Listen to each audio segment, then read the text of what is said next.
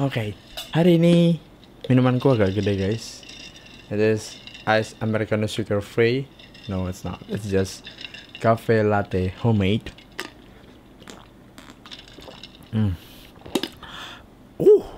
That feels good. Alright, ya. Halo guys, welcome back to my channel. Aku Jimmy Kristanto dan hari ini aku mau share tentang Fujifilm 23mm f2. Dan hari ini setupnya agak beda. Aku kasih mic di sini so you can hear my voice loud and clear, crispy. So let me know in the comment below if you like this setup or prefer more clean one, where I put my mic outside of the frame so you can't see it at all. So yeah, this is my mic.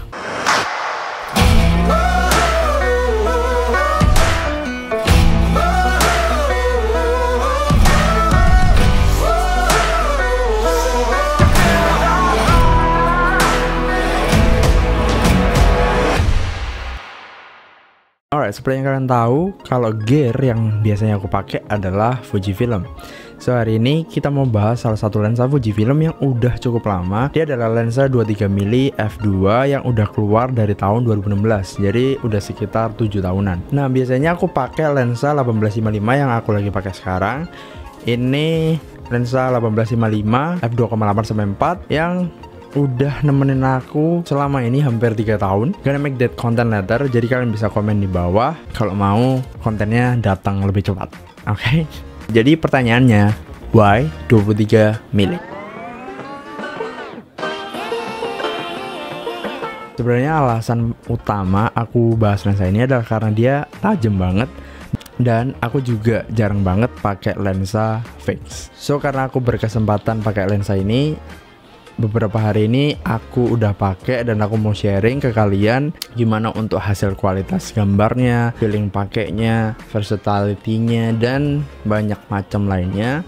So you guys have more thoughts. Jadi kalian bisa dapat banyak pertimbangan untuk mungkin ada dari kalian yang lagi cari lensa fix pertama kalian atau lagi nyari lensa alternatif dari Fujifilm. Seperti yang aku bilang tadi, lensa ini tuh udah cukup lama keluarnya. Udah dari tahun 2016, itu sekitar 7-8 tahun yang lalu. Tapi sampai sekarang pun masih banyak yang cari. Ini membuktikan bahwa lensa ini itu masih worth it. Jadi kualitasnya memang oke banget gitu. Untuk harganya ini barunya di 6,5 jutaan. Tapi kalau kalian mau cari yang second, itu juga biasanya masih bagus-bagus.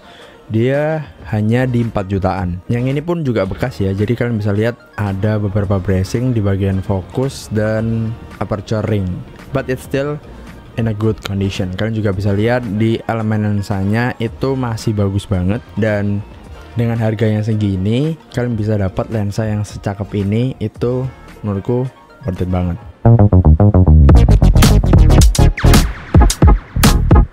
Oke, dari penampilannya ini memang lensa ini kelihatan lebih kecil dari lensaku yang 1855. Jadi kalau dipasang dia lebih ramping karena diameternya lebih kecil. Juga ketika kita motret street itu penting banget untuk discreet. Jadi nggak kelihatan kalau kita itu lagi motret. Untuk beratnya itu juga cuma 180 gram. Kalau digabungkan dengan bodiku yang ST30 ini, totalnya cuma 600 gram.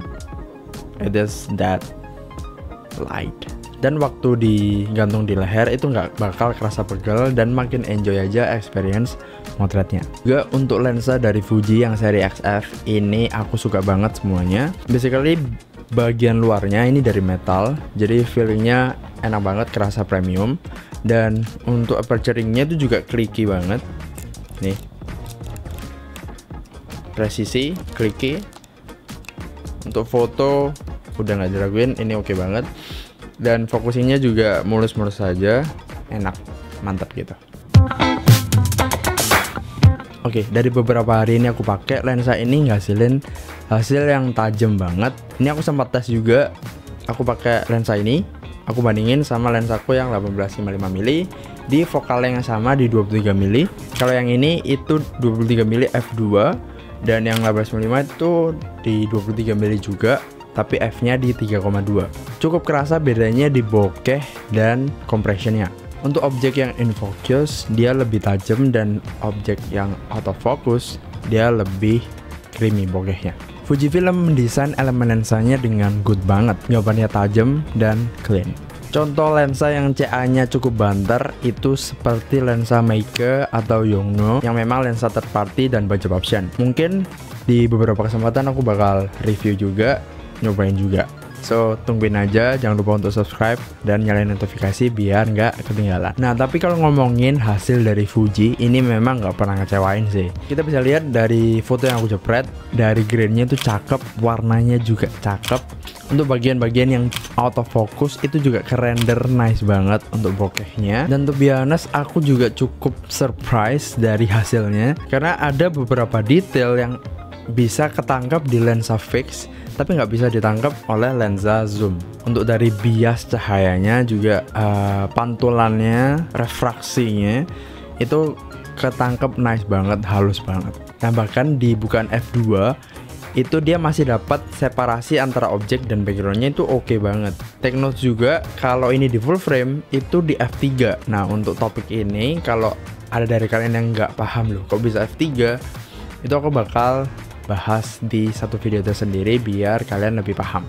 Nah, sebenarnya memang lensa ini itu peruntukannya, ditujukannya adalah untuk foto street dan foto momen. Tapi kemarin aku kesempatan pakai buat moto prewed. Hasilnya aku cukup puas karena aku dapat hasil yang tajam dan juga separasinya tuh nggak over. Jadi kita masih dapat konteks dari tempat yang aku jepret.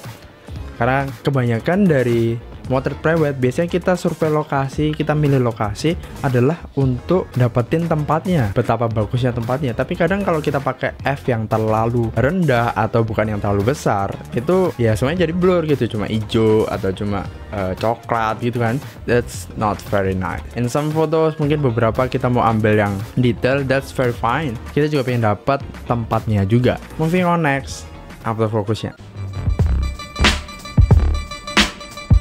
Nah, dari autofocusnya ini memang dia bukan yang crazy fast, tapi dia fast. Untuk ngefoto street, ngambil momen waktu wedding itu juga dapat banget. Atau motret objek yang bergerak pun itu masih mumpuni. Yang penting jangan lupa sesuaiin sama shutter speed kalian biar objeknya nggak ngeblur. Sama untuk suaranya ini udah silent ya, jadi oke banget untuk kalian yang berminat nggak hanya foto tapi juga video. Dia nggak bakal ganggu untuk audio dari video kalian. Untuk manual fokusnya juga aman-aman aja. Aku pakai untuk focusing, ringnya itu mulus.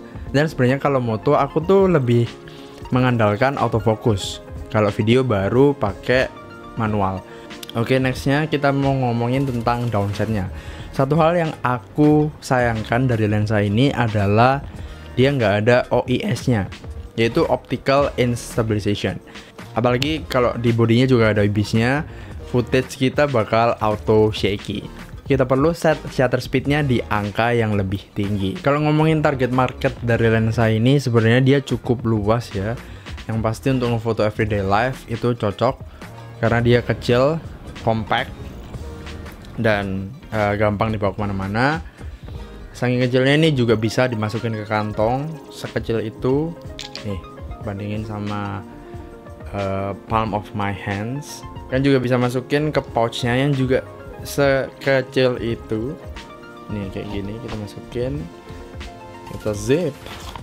Dan untuk ngefoto portrait memang nggak terlalu direkomend oleh banyak orang. But I find this lens is quite worth it. Kalau kalian nggak ngejar bokeh, kalian bisa pakai lensa ini. Tapi kalau kalian mau yang bokeh, bisa ambil yang f-nya cukup rendah di f1,4 atau yang baru ini ada 23 mili f1,4 yang Mark II. Dan pastinya untuk street photographer. Kenapa? Karena bahkan untuk kamera Fujifilm X100V yang mana brandingnya untuk street photographer itu pakai focal length yang sama, yaitu 23 mili f2, sama persis. Dan sekarang harganya itu udah hampir 3-4 kali lipat dari harga keluarnya. Kamera ini tuh langka dan naik banget guys. So ya, jadi misalnya dari kalian yang lagi nyari lensa fix, lensa prime dari Fuji, mungkin lensa prime pertama kalian, lensa ini recommended banget. Dan sebenarnya untuk barang-barang yang aku review di channel ini adalah barang-barang yang aku suka semuanya.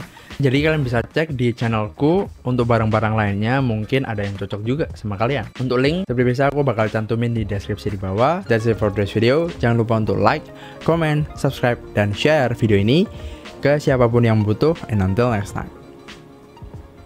Nungguin ya. See ya.